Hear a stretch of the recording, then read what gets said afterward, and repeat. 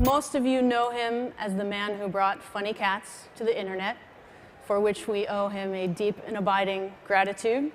Please welcome to the stage the CEO of the Cheeseburger Network, Mr. Ben Ha.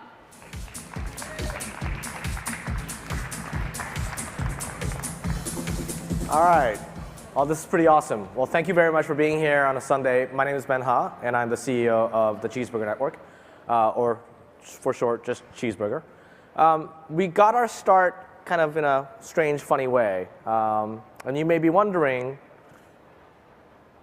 why cats? Why do we look at the content we do today? Why is it that the devices that we have, this amazing computing power in our hands, we are using it to spend our time and our brain power making each other laugh and things like that? So I'm going to explain to you why we arrived at the world that we see today. And I'm going to explain to you what the future is going to look like. And it actually dates back to a man named Marshall McLuhan in the 1950s and 60s who came up with a phrase, the medium is the message. So before we begin, I'll tell you a little bit about Cheeseburger if you don't know. We run popular websites like I Can As Cheeseburger, Fail Blog, Meme Base, Know Your Meme. And we really helped transition the internet culture from the 4chans and the something awfuls of the world to kind of mainstream. We deal mostly with user-generated content and found content on the internet. And it's really become a method of actually communicating online that didn't exist 5, 6, 7 years ago. And the reason that's happened is that we started seeing ourselves as something more than just a consumer. That we started seeing ourselves as something more akin to a remixer. That everything that passes through us, every content that passes through us becomes something new and interesting and different. And so I've spoken in many places about this. I've also created a second company called Circa around the idea that mobile news, reading, the experience of reading news on a mobile environment is radically different than reading an article. And that if you actually break up the article into its constituent atomic pieces, then you can actually serve the reader better and not waste their time. That it isn't about driving page views, but driving relationships between the user and what you know today. And that way the editors can actually update you on just what you need to know versus having to rewrite the article over and over again. Cheeseburger runs along the same philosophy of atomized content, that if we actually understand content down to its smallest constituent pieces, that when we remix content, we understand where it came from, where it's going, what people are trying to say, that we can actually create better environments for creativity and fostering that if we do that. We also happen to have had a reality show on Bravo. This was one of the promo shots from that. Our office has far more desks than this one. We do let our employees sit down a little bit more often than this. And our job at Cheeseburger is to create happy moments for our audience and to create shareable content for advertisers. 100% of our business is driven by advertising. So today's talk is about the message in the device. What is going on in the device that is influencing what you say? And it's kind of funny to think that the message is in the computer, that you are in many ways being influenced by the device that you are using to communicate. So when it comes to mobile, you're much more likely to take a picture or video. When you are on your desktop, you're much more likely to write a long email. It actually changes the discourse of what you do because it is actually the form factor, the device itself, that is actually allowing you to do certain things. So you have to remember that you think that maybe you're a creative human being, that you are communicating in the way you want, but at the end of the day, the device has a very, very strong influence in exactly what you're doing and what you're saying. So to just give an overview, the format that I'm talking about is the content that appears inside the device. So for example, Vine is a format, it's a 6-second video. A tweet is a format. Instagram is a format of photography. And each one of these formats actually changes what you say and how you say it. So how did we get here? On the background, the explosion of devices will continue. You will have more devices and more variety and more of a spectrum. And each challenge, each device will actually bring challenges to the market in terms of what you can actually create and how you can communicate. But the answers are actually pretty clear. If you start to accept that each one of these devices has a constraint, and you accept that constraint, you'll actually become a better, more creative person because of it. So let's talk about devices of the past. Back in the old days, 10 years ago, if you wanted to watch something, you could do it on TV. If you wanted to read something, you could read a book. If you wanted to listen to something, there was radio or CDs. It was verticalized. Each type of medium had its own device. But today, it is much more horizontal. It is more about the fact that every device can do everything. A device is no longer tied to a format. Every device can do every format. It's rather interesting because this is changing the way we think about media theory, about how the term, the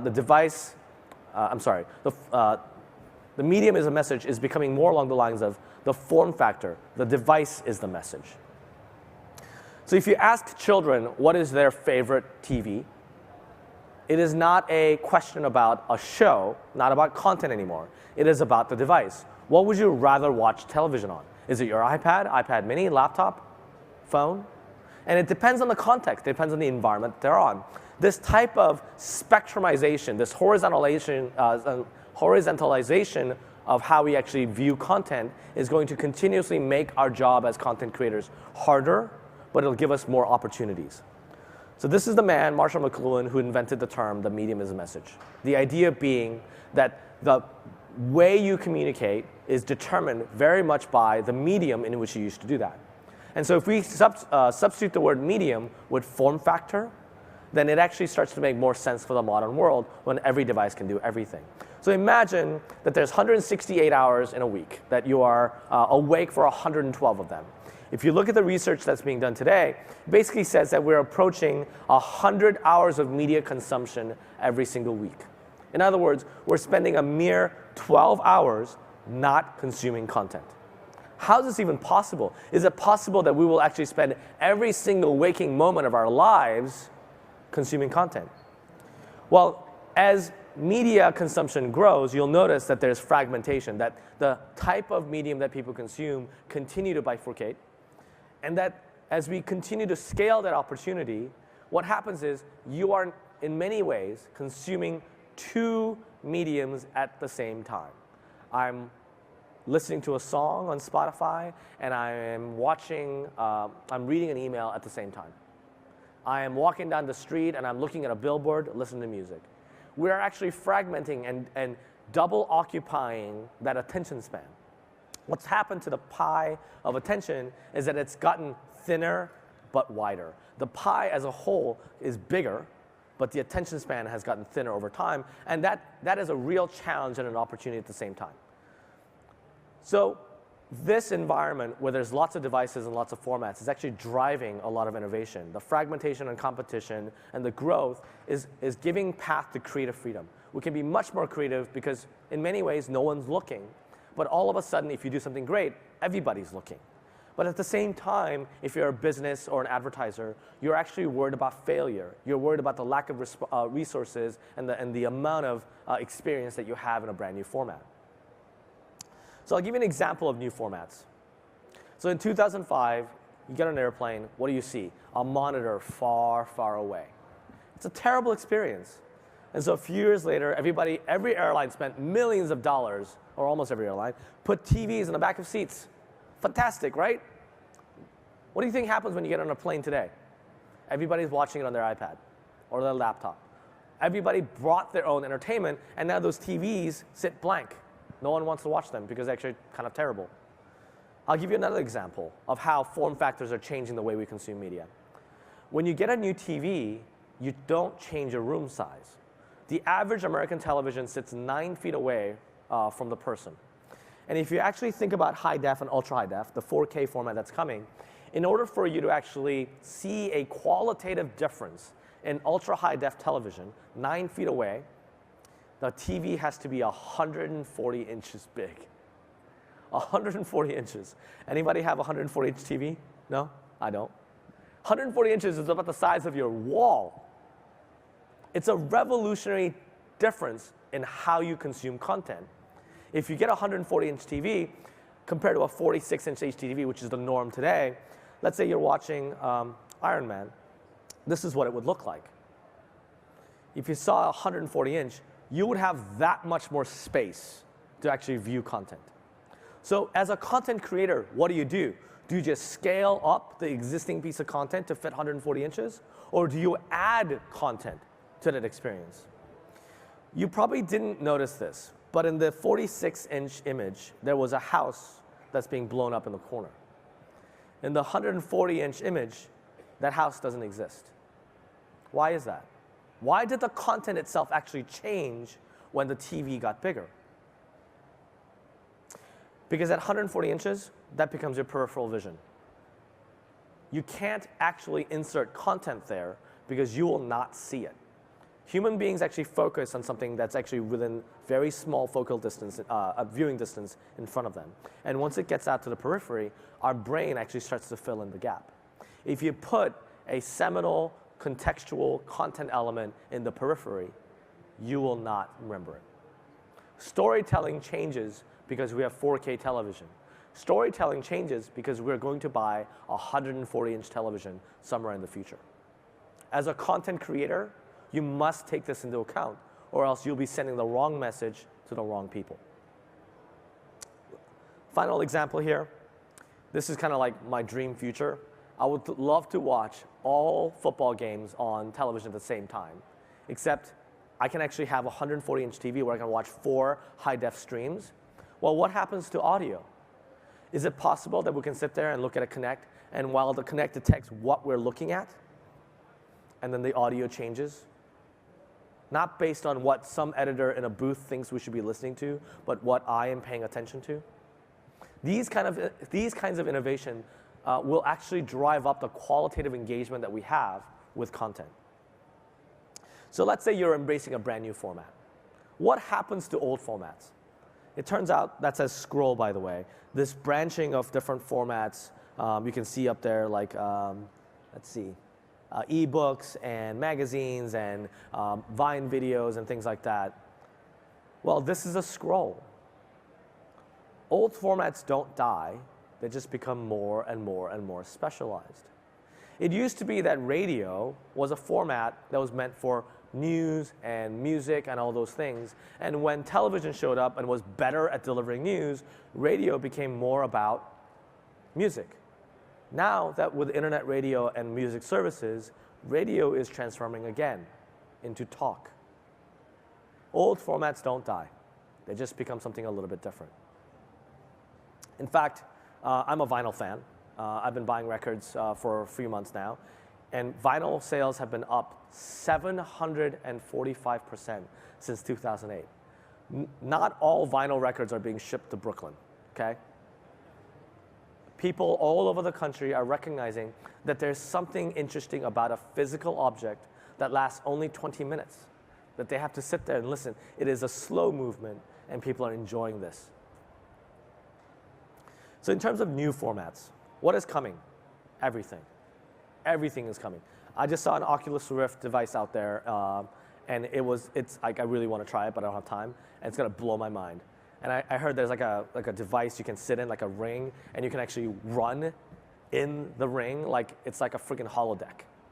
All this stuff is coming, but there isn't enough content. There's insufficient amount of content to actually leverage what these devices can do. If you think about smartwatches today, this is just the beginning.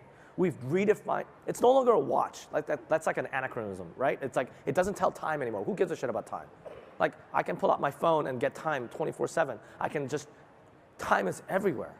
So a watch is not about telling time. We haven't figured out the answer yet. We're gonna have to. Google Glass, we have no idea what Google Glass will actually be used for. The reason Google is experimenting is because they want to be the first to find out what a native format for Glass will be. What happens when you have data visible and available 24/7? What will people want from it? And even 3D printing, we don't really know what 3D printing's for. Is it for industrial manufacturing? Is it because you don't have a bottle opener at home and you really wanted to get one made and you don't want to run down to the store? I was actually at a party and somebody had a 3D printer and we were out of bottle openers. The one that we had broke. And they're like, oh, we can make one. Fantastic. Goes online, goes to the Thingiverse, downloads the bottle opener. We print it out. It takes 25 minutes. And by that time, everybody was opening bottles on countertops. We don't know what these things will be used for, and we're waiting for you guys to figure out like the content to create for them. We're waiting for you to create what we will be consuming in the future of devices. Oh yeah, this is the Oculus Rift, the rig that you see, and they have special shoes that you use. The question is, VR won't be just for gaming. You're not going to spend that much money and expect people to just use it for gaming. It's entirely possible that this is the new exercise device of the future. That this is more about health than it is about entertainment. We just don't know that yet. And the interesting thing about formats, as devices continue and we create new formats, it isn't about evolution. It is more about randomness, about chance, that it isn't just linear progression of ideas, that it is actually about accepting ideas from other areas and to actually create almost like a randomization of how we see content. The old stages of formats were to copy the old format, and then the second stage is to embrace the new one, and then the third becomes that mainstream audiences actually accept it. I think that's one of the reasons why Twitter has been so interesting to watch, because it's following exactly those principles. And the undiscovered future, I will leave you with this. Creativity does not arise from the absence of constraint. Constraint is the catalyst that frees us from our own restraints about what the future should be. So I implore you guys to go out and experiment with new content, to try something that people believe isn't good, because tell you what, somebody told me once that there is nowhere on this planet cat photos would be the mainstay of the internet. Who's right now? Thank you.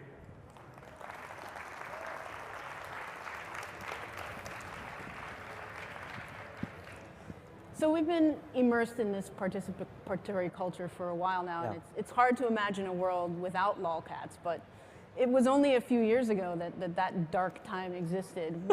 What made you think that funny cat pictures would actually be a business, and did you think that it would become the phenomenon that it has become? I really didn't. I had a job that I hated. I wanted to quit. Buying this site called I Can Ask Cheeseburger was like an opportunity to get out of working for somebody else and working for me. I was lucky enough to have a friend who I could actually convince to help me raise money for this company, to actually buy this website and a bunch of other ones. And the idea was that we would do it for about a year and we'd go sell it. What happened was that the Great Recession happened and there was no possible way for us to actually sell this business. But he kept on growing it. I really started to believe in the idea of what this really meant for society, that human beings having a hand, putting their thumbprint on content as it passes from person to person is actually a better way for people to consume content than to sit back and watch. That being told what is content is actually counterproductive to our own creativity. I think there's a tendency for people to sort of dismiss this internet culture, particularly internet humor, as something that's sort of frivolous and lighthearted entertainment. Do you think there's something deeper? Do you think there's some reason why we feel so compelled not just by these images, but to share them? So it's funny you mentioned that, and I say this in my talk and on one of my other talks. The reason humor is so popular on the internet has to do with formats, once again. So let's say you're at a bar hanging out with your friends, and somebody says something funny and you want to have a witty reply. You literally have 3 seconds, right? And if those 3 seconds pass, your reply won't make any sense. On the internet, if somebody says something funny on your Facebook wall and you want to reply, you have 3 days, right? You have 3 days to come up with something witty and interesting and reply back to them, and it's still relevant and timely. So that opportunity creates higher demand for content that is funny. And so it is exactly that kind of device and social interaction and formats that allows us to actually appreciate humor more. For example, according to a report, among trendsetters on social media, the #1 likely piece of content that they're willing to share is humor.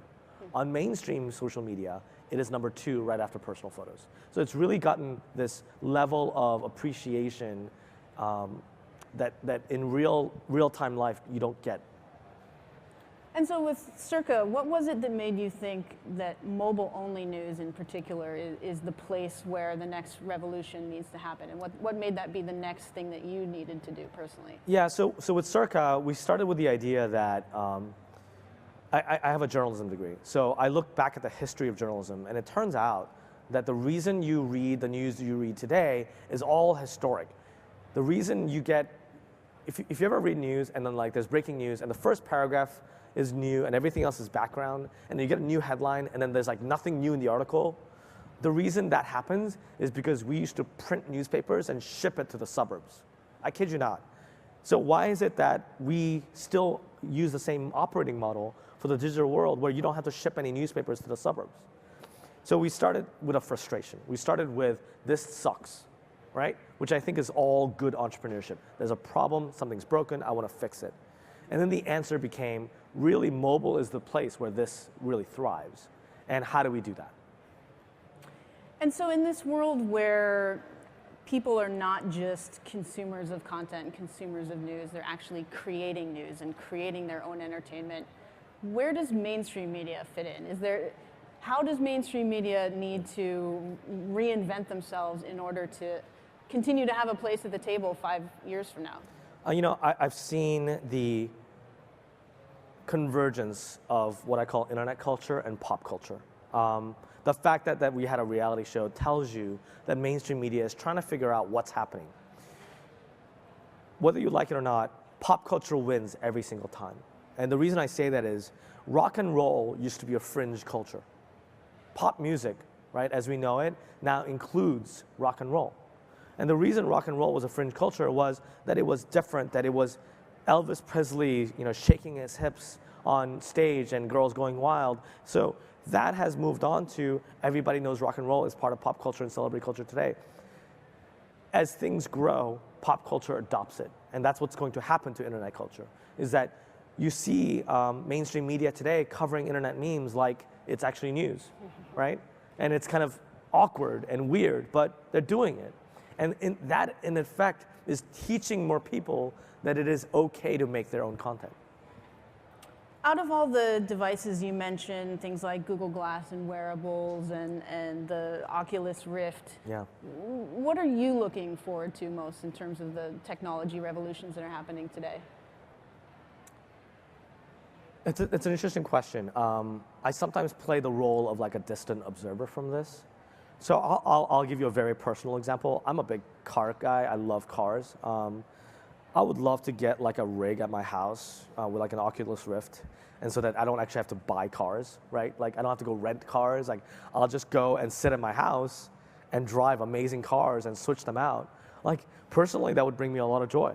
I don't know how my wife would like it, but yeah. Awesome, awesome. Well, unfortunately, we're out of time, but thank you so much for joining us, and have a safe trip to Australia. Thank you. Appreciate it. Thank you, everybody.